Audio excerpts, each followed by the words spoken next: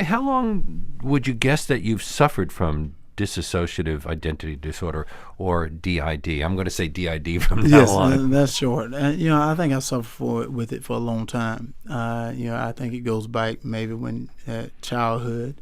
I think because of my weight problem and being bullied, being picked on. It's hard to believe that somebody who is, so big would have been picked on. Well, But when you were a kid, you were just a I was fat kid? small. I was a fat kid, a little bit overweight. Used to have a stuttering problem, and I didn't love myself. I didn't love who I was. I didn't love what I did, and every kid want to be better.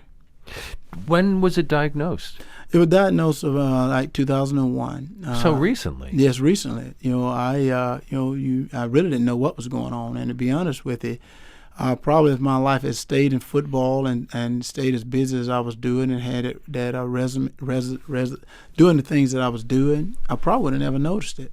I think getting out of football and then having to alter my life, so I'm going to a whole nother field.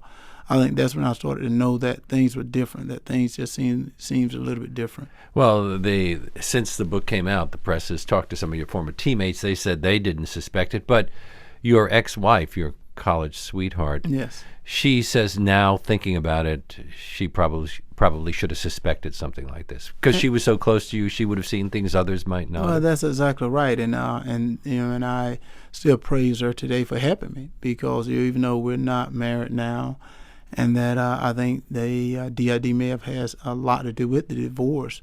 I think at the same time she stayed with me and she fought with me and she went through it with me, which really saved my life and really helped me out a lot. Is DID the same illness that was once known as multiple personality disorder, the sort of thing that we saw in Sybil and Three Faces of Eve? And that's exactly right, and that's one reason I wrote the book is to try to get rid of that stereotype. I think people have stereotyped it so much that they've really demonized DID. And what I'm trying to say is, guys, I think a lot of people have DID. But those people didn't know they were the other person. Right. When you seem to have always been Herschel, you just had different versions of yourself. And that's exactly right. Different fragments, as you may say, of myself. And, Alters, you call them. I call them alters, and I think there's a lot of people have it, and like I say, I think they hide.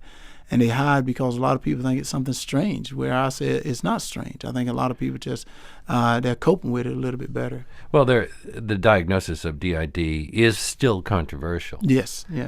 Were your parents and siblings aware of what was happening to you when you were going through that when you were a kid? Not at all. I left home when I was about 16 to head off to college. So, my mother would always say I was always a quiet, sort of shy guy, and that's the way I was. And to be honest with you, I was really afraid of crowds. I hated crowds. I never really liked to be around a lot of people. Maybe that's why you were a successful running back. Well, that's it. Stay away from everybody. And I think that was one of the biggest keys, is just to feel loneliness. And that's why that I wrote the book, just to try to touch someone else. Well, you started having memory lapses. When did they start?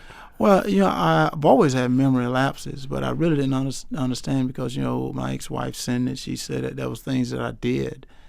And, and I used to say, I never did that. And she said, you did this here. And when she started telling me that, and in the opening scene of the book, I talk about something. And at that time, being fortunate to have two, mother and father, that put a good foundation down for me, I knew I had a problem. I knew there was something going wrong. I didn't know the reason why, what to do. But I knew that was something that I needed to get help.